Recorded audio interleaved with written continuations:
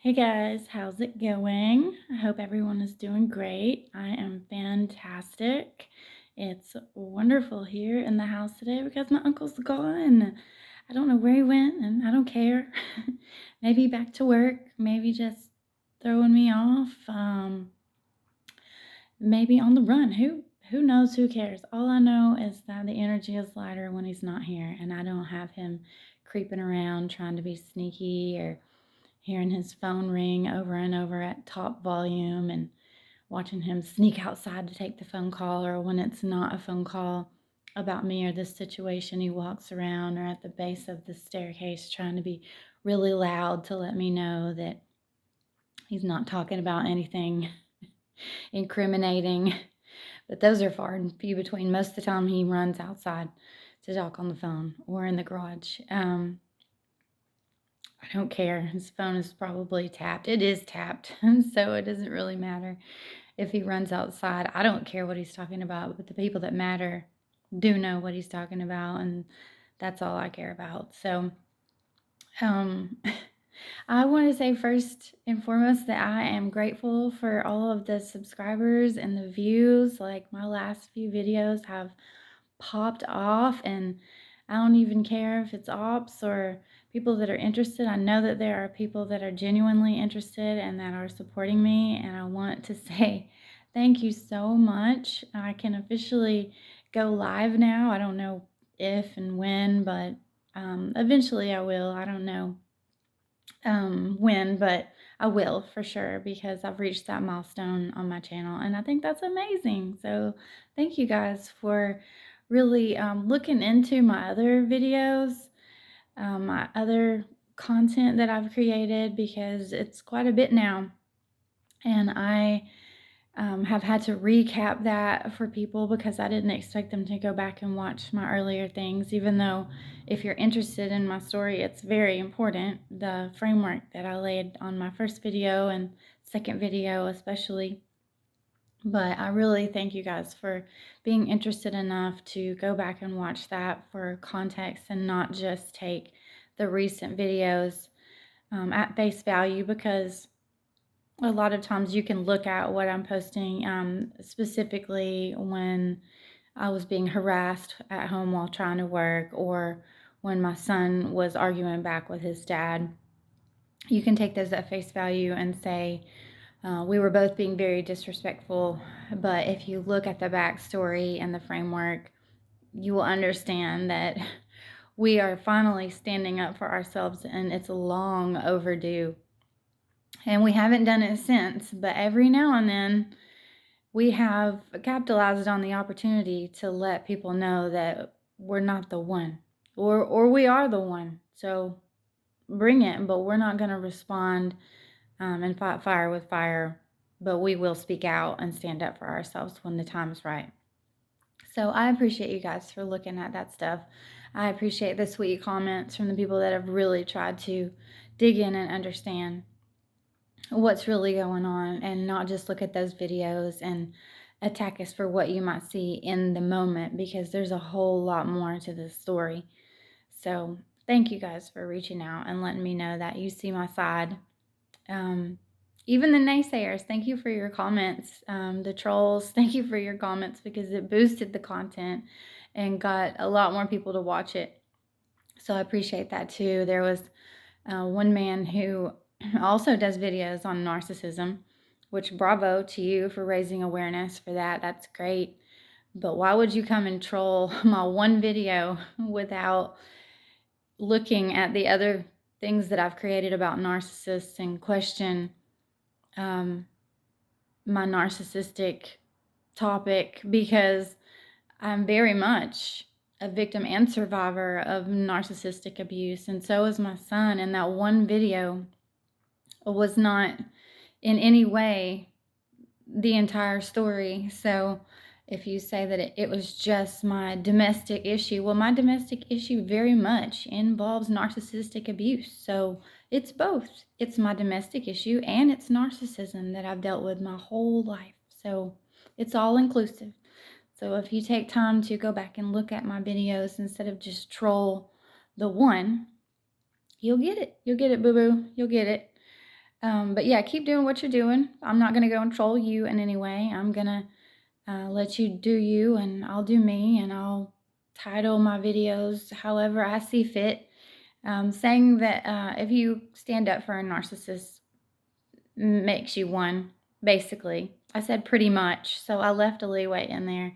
One person did say that the flying monkeys and the victims will also take up for narcissists, which is true, very true. I talk about flying monkeys a lot in my previous videos, and I talk about victims standing up for them, which is the whole basis for my Stockholm Syndrome videos. So go check those out if you don't understand where I'm coming from on that title, because it's not all inclusive. It's not an absolute. I'm not saying everyone that takes up for a narcissist is absolutely a narcissist themselves. No, I'm not saying that at all. So if you want to go back and review other things that I've posted, you'll understand that I do not believe that is a 100% all the time thing. So, but thank you for your comments, really, honestly, thank you.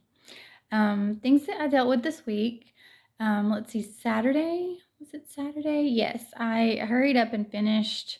No, it was Friday. Friday, I hurried up and finished my order, or enough of my order that I have for a cake on Saturday, because I saw a fresh six pack in the refrigerator. So I knew that the girlfriend would be coming from across the street as soon as she got off work, and have some kind of interference, something to offer. So I got that done, and within the nick of time, I got to my room before she bursted in the door, and I can always hear her. She's very loud. She likes to take up all the space and be the loudest person in the room.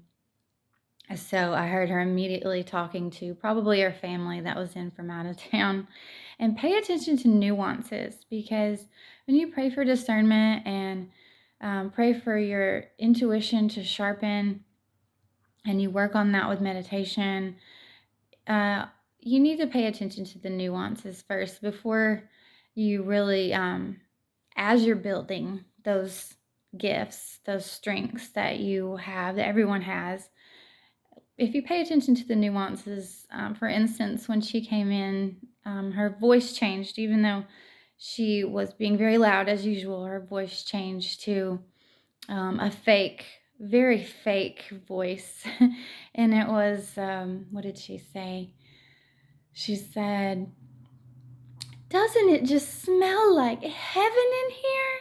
It was almost like she became an actress all of a sudden that was reading a line from The Wizard of Oz or something. That's what it reminded me of.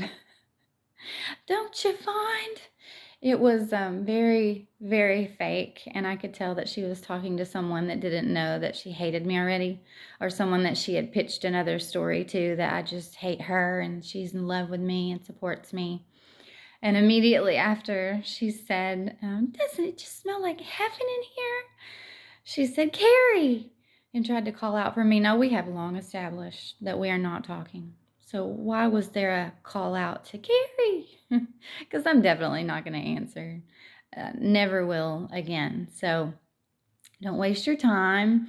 Don't front. I'm not that one for you. We're not going to turn things around no matter who you bring in front of me. I might talk to them, but me and her are donezo. So that was funny.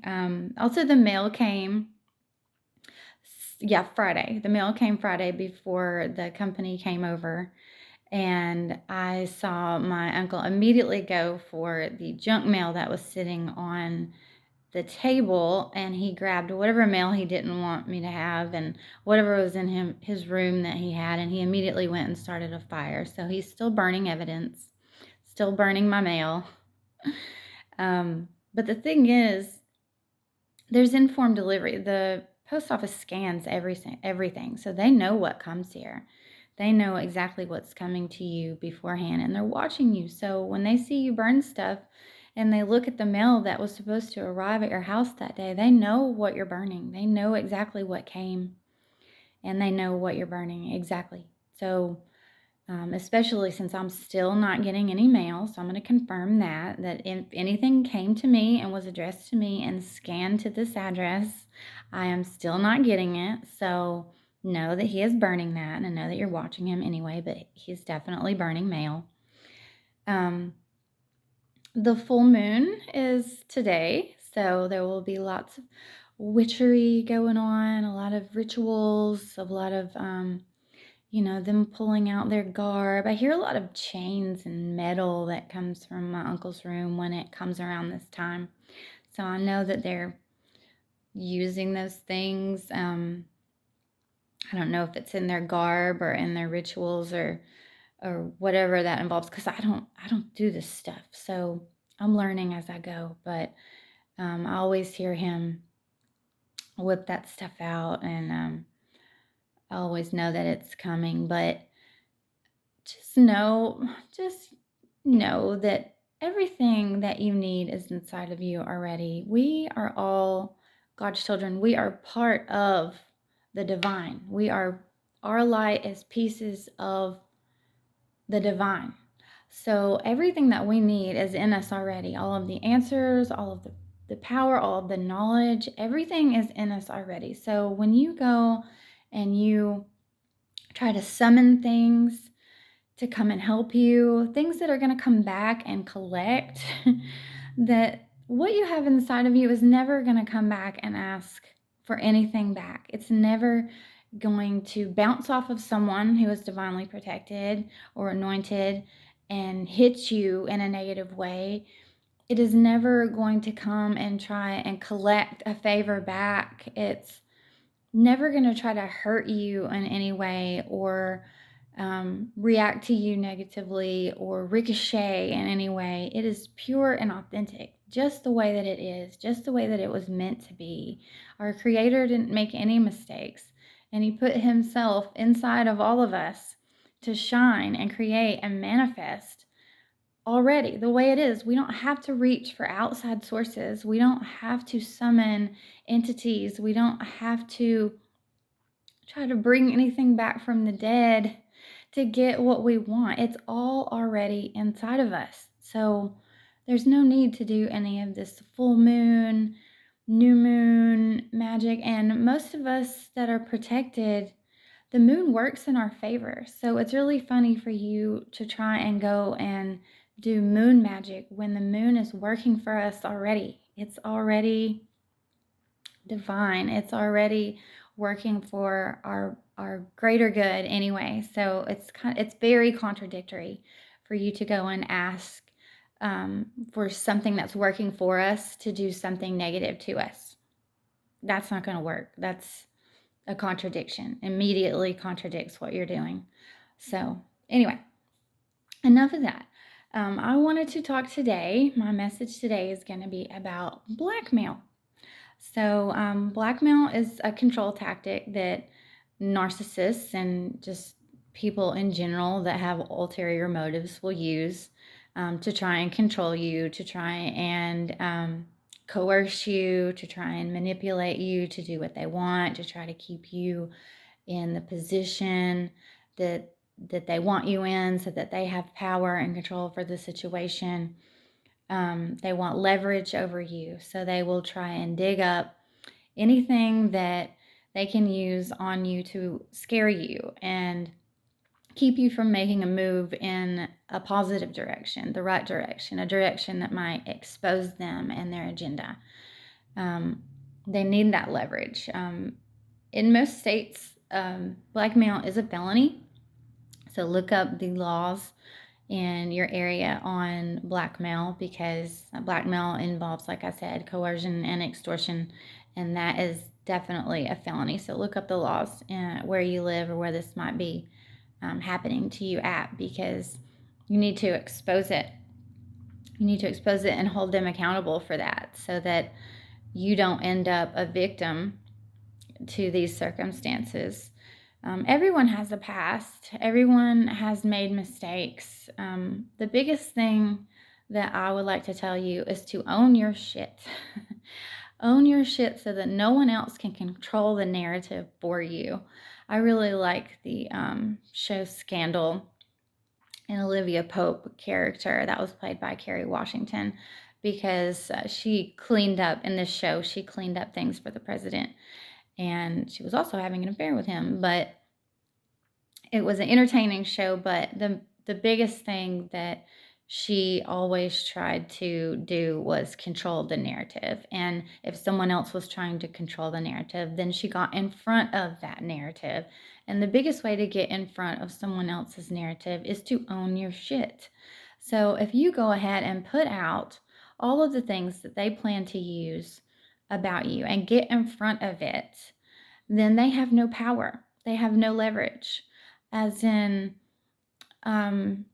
whatever they might be planning to use. If you have dirty pictures out there that you've sent someone and they plan to expose them online, if you have had an affair with someone and they want to put that out there about you to um, control you so that it won't be exposed to, your husband, your wife, your boyfriend, your loved ones, your boss, whoever you might be afraid of finding that information out, your community.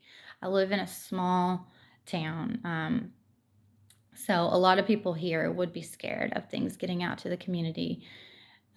Everyone knows everyone. So the more private information about you that gets out is going to, control your status here for sure, and whether people would come and use your business or your credibility for as far as anything goes. So especially when you live in a small town. I know when I was younger, I had an eyebrow ring. And I was one of the first people around here to get an eyebrow ring. I saw this girl on The Real World. I forget her name, Kaylee, something like that. But she had an eyebrow ring, and I just thought it was amazing. And it wasn't something that people around here were doing. And before I moved to California, I had clerks in stores that would throw my groceries in the buggy and treat me like I was trash because I had a piercing on my face. But shortly after, when I moved to California, everyone out there had something like that going on. I remember when I worked in a shop here down at Warehouse Row, downtown Chattanooga, I had to wear a Band-Aid over my eyebrow ring, and it caused more attention than the eyebrow ring would have on its own because people were so worried about my injury that I was covering up with a Band-Aid that they would ask, did you get hurt and what happened? But really it was nothing. It was an eyebrow ring. So they probably would have not said as much about the eyebrow ring as they would the Band-Aid and my potential injury that I had. But anyway, when I moved to California, no one cared. No one cared at all. Like, it was pretty much a mainstream out there already, and no one gave a crap about my facial piercing. So it just goes to show that depending on where you live and the open or closed-mindedness of that community it greatly reflects how you're going to be treated when people view things as bad. But anyway, and that's another thing. If someone doesn't see your worth, go somewhere else. My son was talking about this story that he was reading about a car and how this father bought his daughter a car, and he said, it's pretty old, I've had it for a while, but I want you to go and price it different places. And she went to a used car lot and they said 1,000 because it's old. She went to a pawn shop and they said 100 because it's used. And then she went to a car club who said $100,000 because it's a classic. So your worth has a lot to do with where you are and where you go. So if someone doesn't see your worth, still know your worth, but change your environment, because depending on where you are, people will treat you a lot differently. So back to the things that they hold over your head.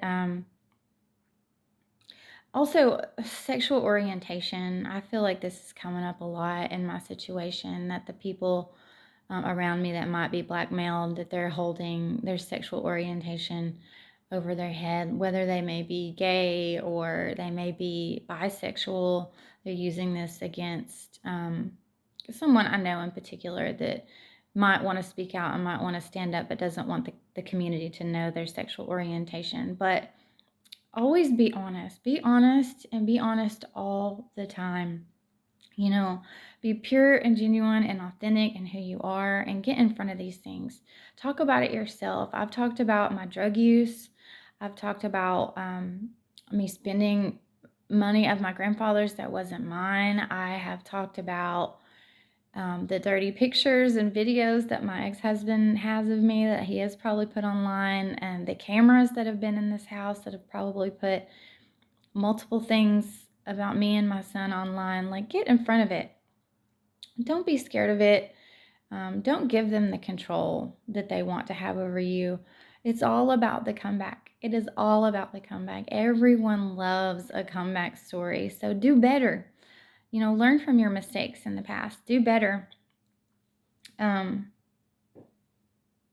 Deal with it head on. Don't let it fester. If you know something about you is about to come out, or you plan on standing up for a situation, go ahead and put all of your dirty laundry out there. Don't run from it. Don't let them expose it and control the narrative. You control the narrative, and you be completely honest about the things that you've done in your past, and let people know that you are not that person anymore, that you have learned from that. That is something you went through and not who you are. So go ahead and get in front of it. Get in front of it. I made notes today. So, cancel culture, I don't believe in cancel culture. I think that is the public of the court, the court of public opinion is what I'm trying to say. It's okay to have a freedom of speech and expose things, but you need to let people decide for themselves. Don't just say, we should cancel this person, or don't anybody ever listen to them ever again, because everyone can change. You have to be aware of your issues and aware that you did something wrong, and put in work on yourself to change, to be different, to do better. And if you do that, then absolutely you should be able to come back. I don't believe in cancel culture. I do believe in the Me Too movement because it exposed a lot of narcissistic abuse. Women got to stand in their power. Women and men got to stand in their power and expose people for what they did to them and how they tried to control them. So the public will make up their own mind. And all you have to do is put out the facts. All you have to do is speak up. It doesn't involve canceling someone, but if it does involve bringing indictments and you proving that things actually happen, and not just gossip, not just you not agreeing with someone and their choices, and maybe their bad choices in the past, and saying that they should never be heard from again, is different from you exposing facts and truths that could harm other people and have harmed you in the past. So absolutely do that. It's very freeing and very liberating to do that. But it needs to be factual. It doesn't need to just be gossip and opinion and a witch hunt or a smear campaign. It needs to come with facts and honesty. And you should always, record these things. Record them. Tennessee is a one-party state, so all it takes is for one party to know that they are recording a conversation for it to be legal. Both people don't have to know, which is why they're able to record me in this house, because all it takes is one person for it to be legal. So, definitely pray for protection from oppression and retaliation. Pray for that. Don't be afraid to stand up. Build your case. Record them. Get all of your facts, all of your ducks in a row, so that you come with it. You want to come with it. You don't want anyone to be able to gaslight you. Narcissists will definitely groom you. They will belittle you. They will dismiss you with their gaslighting. They will be a dictator, domineering, very ego-driven, which is funny because that ultimately shows their weakness, because if you're in your ego, then you're wearing a mask and you're trying to have a defense mechanism about you, which definitely shows their weakness. So if you look deeper into it, you know that all of these things are coming from their weaknesses, and they're preying on you.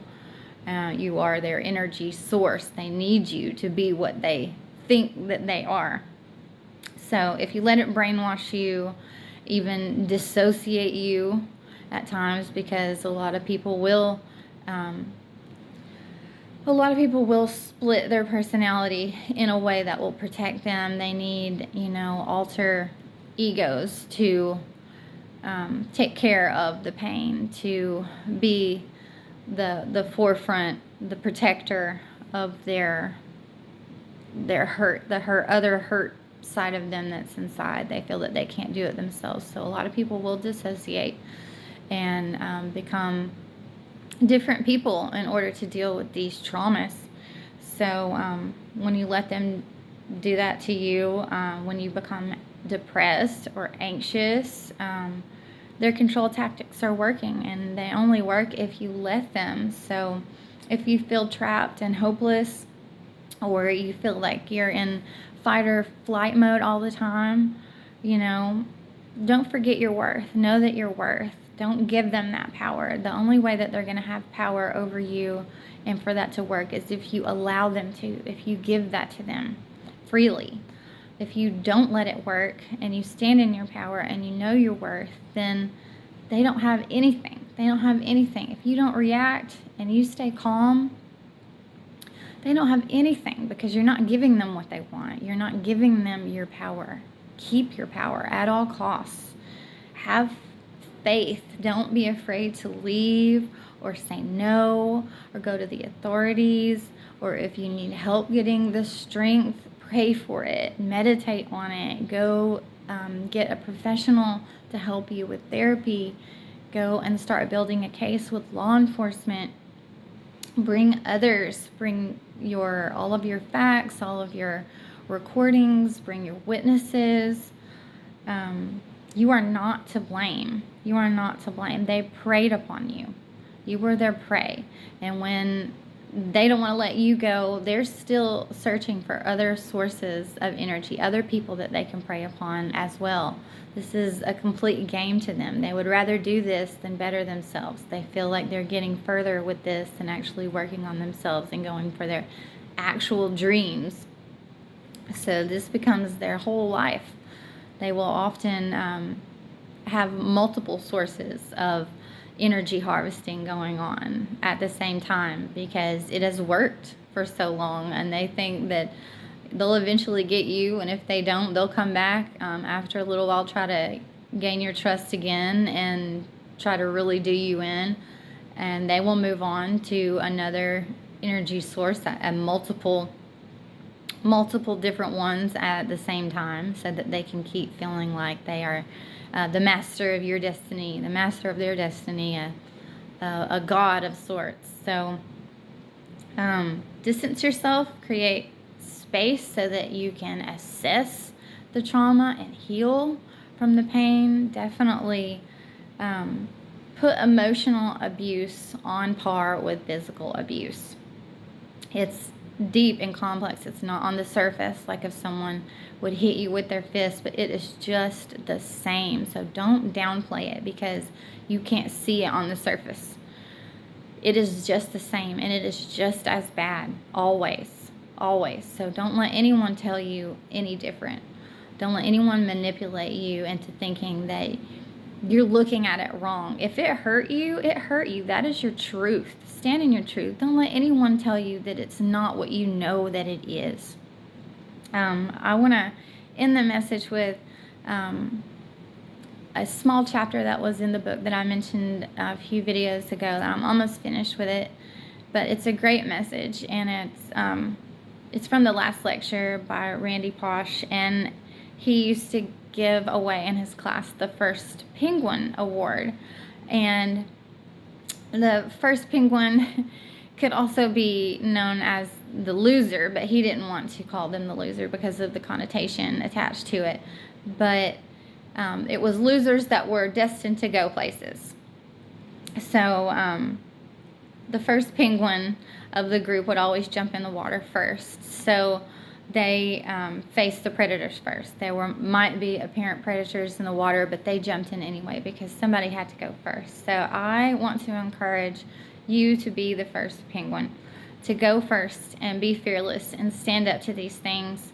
Don't be afraid of the blackmail. Don't be afraid of the narcissists. Know that they are scared. They are scared in their own right. All these tactics are what give them power and build them up, and they're flying monkeys and their other victims that they have dominated. That's where they get their power from. But really, it's all an illusion, because we do not have control over anything but ourselves. So when they try to have control over other people, it's all an illusion. It's all in their head. It's ideas of grandeur. So, but if you go first, you be fearless against the predator, or the potential predators, then you are the person who, you know failure. You know how to avoid future failure. You know, by trial and error, what has worked and hasn't worked. So, experience is what you get when you didn't get what you want. So, when you've been in fight or flight mode and you've seen what didn't work, then you know to turn the other way and be fearless and face these things head on. Get in front of them, control the narrative, speak up. Speak up, get help. Because all of this that I'm doing is for other people. I'm also doing it for myself, because I want people to know who I really am, despite what these narcissists are trying to tell them that I am. They would never know. They would never know if I didn't ever speak up for myself. But I want to encourage all of you to speak up for yourself all of the time. Don't wait like I did. Don't stand in a period of confusion. Definitely take a step back and get your bearings about you, but then go forward with fearlessness. Don't let anything control you. Don't let them control you. Go forward and fight for yourself, because if you don't, no one else will. You have to be your own advocate in these things. And I hope that with my situation, I'm going to tell you what I'm going through and how I'm fighting it as I'm fighting it, and come through triumphantly. I'm definitely a survivor, and you can be too. And we're going to do this together. Even though I might be a little ahead of you, we're all going to have the same outcome. I trust and believe that. I trust and believe that the Lord has our back, and we are going to do great things in the face of adversity. So keep fighting the good fight. I love you all. God loves you, and you're never alone. I'll talk to you soon. Bye.